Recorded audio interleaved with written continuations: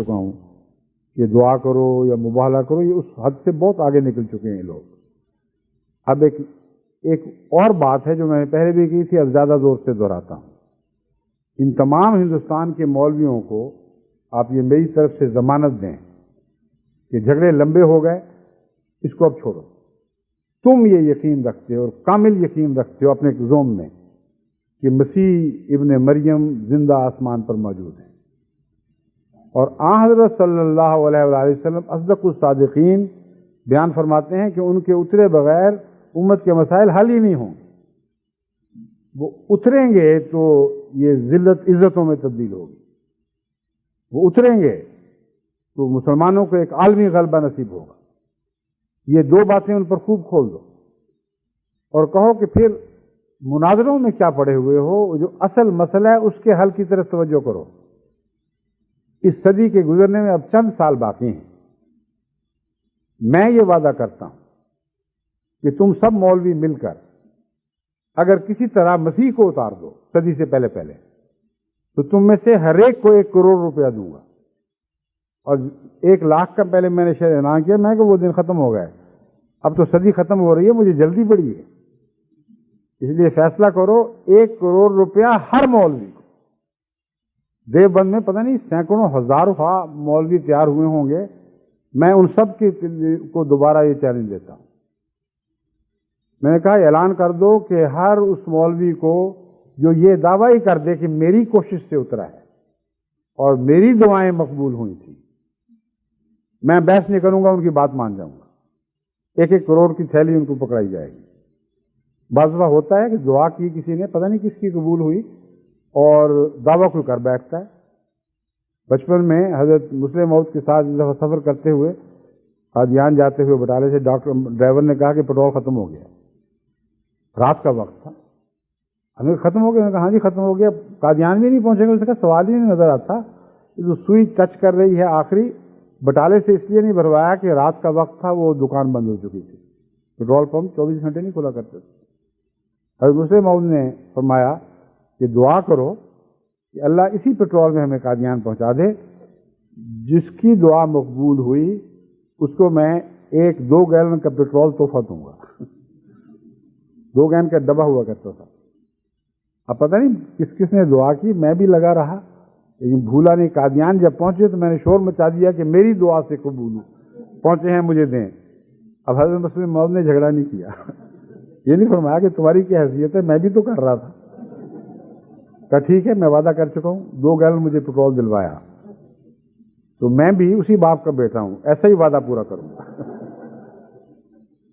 ہر مولوی دنیا کے پردے میں جہاں کہیں ہو، ہندوستان کا تو خاص طور پر پیش نظر ہے، وہ مسیح کو اتار دے آسمان سے، دعائیں کر کے، گیریا ازاری کر کے، جو چاہے کرے، آتا جائے اور 1 کروڑ لیتا جائے۔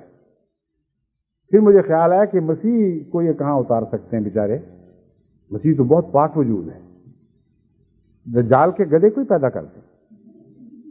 میں نے کہا اچھا مجھے یہ بھی منظور ہے، مسیح تو دور کی بات ہے، اگر صدی ختم ہونے سے پہلے وہ دجال کا گدھا ہی بنا کے دکھا دو جس کے آئے بغیر مسیح نے نہیں آنا، تو پھر 1 کروڑ روپیہ ہر ایک مولوی کو ملے گا۔ اور یہ دعویٰ میرا آج بھی قائم ہے۔ اب تو اس قسم کے چیلنجوں کے وقت آ گیا ہے، ہاتھ کنگن کو آرسی کیا، مسیح کو اتاریں اور جھگڑا ختم کریں۔ میں اور میری ساری جماعت تو پہلے بھی مسیح کو مانے ہوئے ہے، ایک اور مسیح کو ماننے میں ہمیں کیا آر ہوگی؟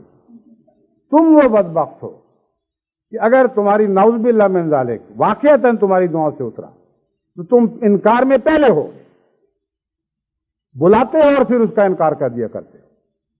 ان یہود کی تو مشابہ ہو جنہوں نے بڑے گریہ ازاری کے ساتھ مسیح کے آنے کی دعائیں مانگی تھیں، دیوار گریہ سے سر پٹکا کرتے تھے، اے خدا ہماری قوم ادبار میں کہاں تک جا پہنچی ہے، اب آخر ہم پر رحم فرما، اس منجی کو ہم نے بھیج دیا۔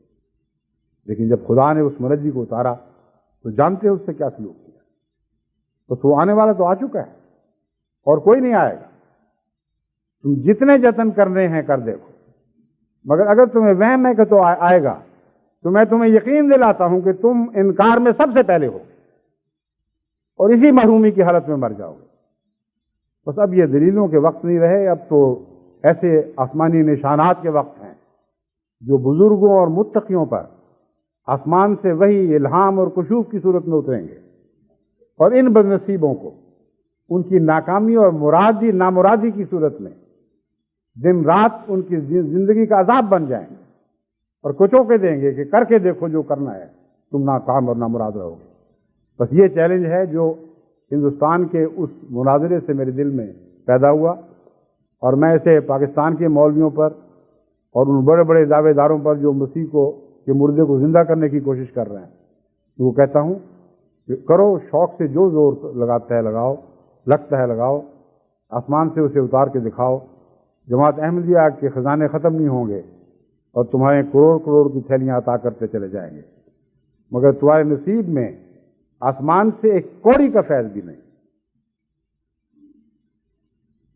ہم اربوں بھی دے سکتے ہوں تو یہ پاک پیسہ میں سے ایک پیسہ بھی تمہارے مقدر میں نہیں۔ تم تکذیب کی کمائی کھانے والے ہو، اور قرآن فرماتا ہے کہ تم نے اپنا رزق تکذیب کو بنا رکھا ہے، پر اپنی تکذیب سے جتنے پیسے کھائے جاتے ہیں کھاتے رہو۔ اب ہمارا جھگڑا آسمان پر ہے، اور یہی وہ بات ہے جو حضرت مسیح موعود علیہ الصلوۃ والسلام نے آخر فرمائی کہ میرا مقدمہ تم سب کے ساتھ آسمان پر ہے۔ اب آسمان پر یہ فیصلے ہوں گے اور ہونے شروع ہو گئے ہیں، اور دن دور نہیں جب خدا کے آسمان کے فیصلے زمین پر جاری اور ساری تقدیروں کے طور پر ظاہر ہوں گے اور سب دنیا کو دکھائی دینے لگیں گے۔ اب میں قادیان کے درویشوں سے بالخصوص ان سب مہمانوں سے جو وہاں تکلیف لے کر کے وہاں پہنچے ہیں، قادیان کی سکھ آبادی سے اور گرد و نواح کی سکھ آبادی سے اور ان شریف النفس ہندوؤں سے بھی جنہوں نے ہمیشہ حضرت مسیح موعود علیہ السلام کے مہمانوں سے عزت اور محبت کا سلوک فرمایا ہے، اور جن کا تعلق جماعت سے بڑھتا جاتا ہے۔ اگرچہ بعض لوگ بد نصیبی سے کوشش کرتے ہیں کہ مذہب کے نام پر ان کے دلوں میں نفرت پیدا کریں، مگر خدا نے ان کو یہ سعادت بخشی ہے، یہ تعلق ان کا بڑھ رہا ہے، اور وہ اپنے گروؤں کی سچی تعلیم پر قائم ہیں کہ مذہب کے نام پر کسی سے دشمنی نہیں کرنی، بلکہ خدا کے نام پر پیار اور محبت ہی کو نشو و نما دینی ہے، ہر طرف پھیلانا ہے۔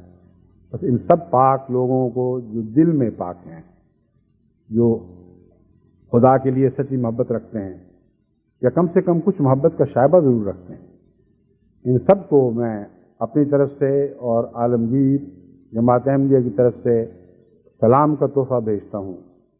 ہماری دعا ہے کہ اللہ تعالیٰ آپ کی سعادت کو اور بڑھائے، اور بالآخر آپ وہ لوگ جو دلوں میں ساتھ رکھتے ہیں مسیح موعود کے اس شعر کے مصداق بن کر آپ کی صداقت کی گواہوں میں شامل ہو جائیں کہ جس کی فطرت نیک ہے آئے گا وہ انجام کار۔ اب بکثرت نیک فطرت والے جماعت